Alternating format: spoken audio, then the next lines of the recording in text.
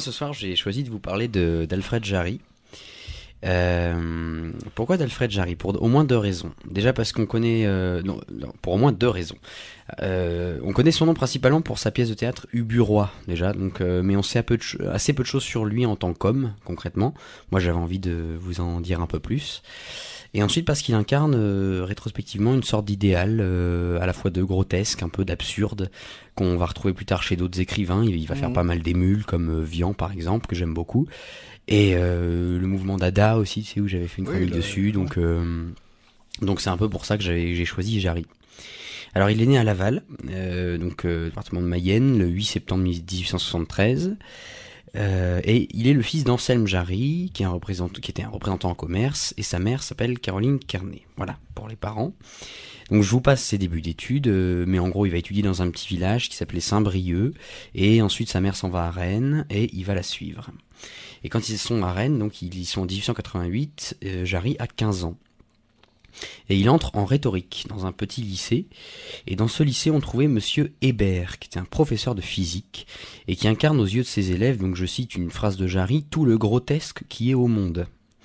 Ils vont pas être très tendres avec lui, parce que l'enseignant va devenir une sorte de héros d'une littérature scolaire abondante, dont un texte intitulé Les Polonais, que Jarry, en classe de première, va mettre en forme de comédie. Et cette toute première comédie, c'est la première forme du Père Ubu, que tout le monde connaît.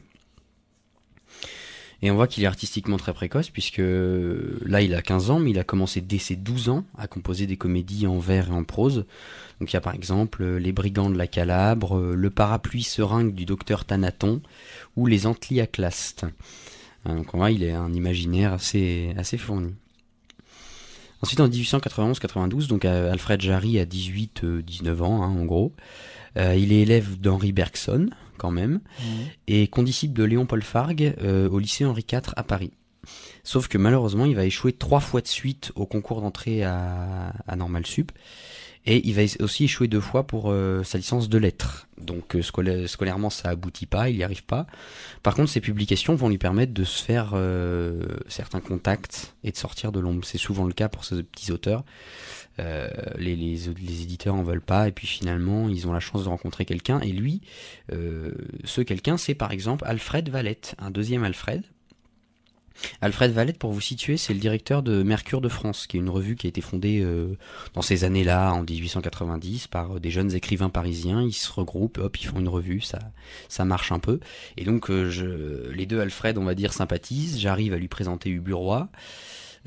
Donc il va collaborer à cette revue, et il va aussi collaborer à une deuxième revue qui s'appelle La Revue Blanche. Ça va peut-être te parler, Alain, qui est une autre grande revue d'écriture de l'époque, qui avait été fondée par 3 frères, les 3 frères Nathanson. Bon voilà, je vous dis quand même par qui ça a été fondé, mais après je vous laisse faire vos recherches si ça vous intéresse. Il y a, on va dire que plein de grands artistes y sont passés, quoi.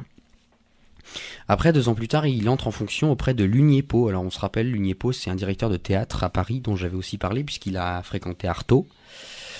Et Lugnepo lui confie le programme de la prochaine saison de son théâtre, et il y aura une première d'Ubu Roi, enfin, le 10 décembre 1896. Donc on voit Alfred Jarry, il a 22-23 ans. Et ça suscite une polémique incroyable, comparable à la bataille d'Hernani. Donc on sait un peu pourquoi, ceux qui l'ont lu. Ubu Roi, il se moque ouvertement des gens de pouvoir, il dénonce le grotesque de plein de choses, voilà. Et forcément, avec le scandale, ça marche encore aujourd'hui, viendra le succès. Et par la suite, les représentations des pièces de Jarry vont succéder. Il va écrire d'autres trucs sur Ubu. Ça, j'aime moins parce qu'on voit qu'il exploite un peu le filon. Donc, à partir du moment où il dit, voilà, Ubu, ça marche, je refais du Ubu, bon, ça, c'est discutable. Et maintenant, je vais vous dire vraiment pourquoi j'aime Jarry, pourquoi je l'ai choisi lui.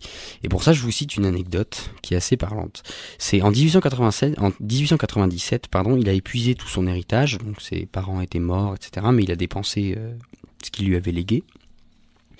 Mais il décide quand même, il a fait un petit caprice, et il s'achète un bateau qu'il appelle l'As, comme un as de pique, de cœur. Et ce bateau, l'histoire l'a retenu parce que Jarry l'a utilisé dans une sorte de conte loufoque. Sans ça, on se rappellerait pas. Je veux dire, Alfred Jarry qui s'appelle un bateau, c'est une anecdote au mieux. Et donc ce conte s'appelle Gestes et opinions du docteur Faustrol, pataphysicien. Alors accrochez-vous, je vais revenir sur ce qu'est la pataphysique. Ceux qui connaissent un peu Vian savent ce que c'est. Voilà, donc je vous fais le résumé rapide de ce petit conte. Dans ce roman, on a un docteur, Faustrol, qui est savant et lettré, comme en témoigne sa bibliothèque, nous dit Jarry, qui va être soudainement expulsé de son domicile par un huissier et qui va entamer, accompagné par son singe, qui s'appelle Boss de Nage, Boss de Nage, et l'huissier en question, René Isidore Panmufle, un voyage de Paris à Paris par la mer, qui le conduit à la mort près de la grande nef Mourdezancle. Une grande nef, on voit ce que c'est. Et finalement, il se retrouve projeté dans l'éternité, donc éternité écrit comme de l'éther, et il communique par lettre télépathique à Lord Kelvin de nombreuses règles concernant le temps, le soleil, l'espace, puis il décide de traduire et d'expliquer Ibicrate le géomètre, enfin il calcule la surface de Dieu, et en conclut que la pataphysique est la science. Voilà, donc j'ai pas pété un boulon, c'est exactement ça le raccourci du truc. Donc on sent le délire créatif qui animait Jarry, et c'est ça qui me fait autant l'aimer en fait, c'est que son écriture c'est une espèce de jeu un peu délirant qui de temps en temps on la sent profonde quand même, il y a un truc en dessous, mais c'est fait avec une espèce de décontraction, de jouissance totalement dingue dans ce qu'il écrit. C'est pas du tout emprunté, ni ça se veut pas savant, ça cherche pas à apprendre aux gens comment penser, quoi que ce soit, pas du tout. C'est juste une espèce d'exultation, d'exubérance créative, voilà. Et moi, ce que j'aime chez ces gens-là, c'est que je sais pas, je sens une liberté, je sens une jouissance de créer, toute pure. Ils sont faits pour ça, ils s'amusent avec ça. Comme par exemple Corbière, on se rappelle, Corbière, c'était le type qui se baladait déguisé en femme en promenant des cochons devant le pape. Voilà. Et toujours dans ce livre, donc qui sera édité après sa mort, Alfred Jarry définit la pataphysique comme la science des solutions imaginaires qui accorde symboliquement aux linéaments les propriétés des objets décrits par leur virtualité. J'ai essayé de traduire ça. En gros, c'est une science qui cherche à théoriser donc une déconstruction du réel et sa reconstruction dans l'absurde en fait. Donc il y a une sorte de filtre absurde où le créateur passe le monde commun et ennuyeux qu'on connaît tous au filtre de sa folie et il en restitue quelque chose d'un bouillon extraordinaire, ce qu'on voudra. Et si j'aime encore une fois autant Jarry aussi, c'est parce qu'il s'identifiait à son personnage exubérant comme ça, il faisait triompher le principe de plaisir avant toute chose sur celui de réalité.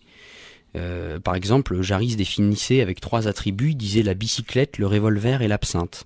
Donc c'est pareil, il y a toute une histoire avec un vélo qu'il a acheté, puis bon, il tournait à l'absinthe, ça c'est pareil, c'est pas anodin, comme Rimbaud, comme d'autres. Et il disait qu'il préférait tourner à ça qu'à la respectabilité et au confort. Et par l'humour, moi je pense qu'il a accédé à une sorte de liberté un peu supérieure à tout finalement, supérieure même à l'intelligence, supérieure à... C'est une très très grande liberté quand on est ce personnage-là, un peu comme pouvait être un Dali par exemple. Je pense aussi à, je sais plus, c'est qui ce type, c'est Klein, le bleu de Klein, oui. C'est Klein qui il vendait des mètres cubes d'air où il était passé aux gens, parce que ça contenait un peu de son aura, voilà. Je trouvais ça assez génial, et ces gens-là, ils sont, je sais pas, c'est drôle. Et j'ai retrouvé une citation, je sais pas de qui par contre, je suis désolé, j'ai pas noté l'auteur, et qui disait « Jarry jouant Ubu, non plus sur scène mais à la ville, tend ainsi un terrible miroir aux imbéciles, il leur montre le monstre qu'ils sont. » Voilà. Et ensuite, là on arrive vers la fin de sa vie, puisqu'en mai 1906, Jarry écrit à Rachilde. Donc Rachilde, je vous situe très très vite, c'est la femme du second Alfred, qui dirigeait la revue Mercure de France. Voilà. Et il lui écrit... Alors ce qu'on peut noter déjà, c'est qu'il écrit à la première personne en écrivant le père Ubu. Donc Jarry, Ubu, il y a un vrai mélange des deux. Et il écrit « Le père Ubu n'a aucune tare ni au foie, ni au cœur, ni au rein, pas même dans les urines. Il est épuisé simplement, et sa chaudière ne va pas éclater, mais s'éteindre. Il va s'arrêter tout doucement comme un moteur fourbu. Il est épuisé, il est malade, il est harcelé par ses créanciers. Malgré des aides financières, il fait des allers-retours Paris-Laval, il cherche des sous, il n'y arrive pas. Et finalement, il meurt d'une méningite tuberculeuse 6 mois plus tard, en novembre 1907, à l'hôpital de la Charité à Paris. Et comme dernière volonté, il a demandé un cure-dent. Ben merde alors, c'était le mot de la mère Ubu, ça. Ben merde alors.